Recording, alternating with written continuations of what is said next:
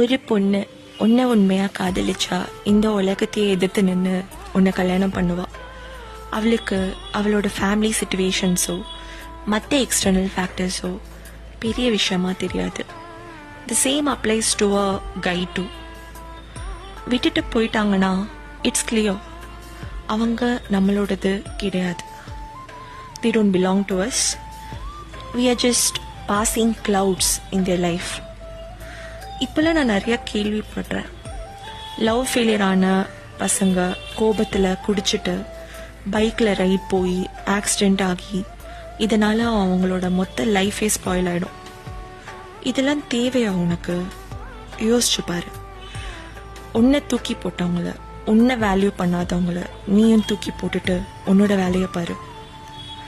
உனக்கான அவன் இல்லைனா அவள் கடவுள் கரெக்டான டைமில் அனுப்பி வைப்பார்.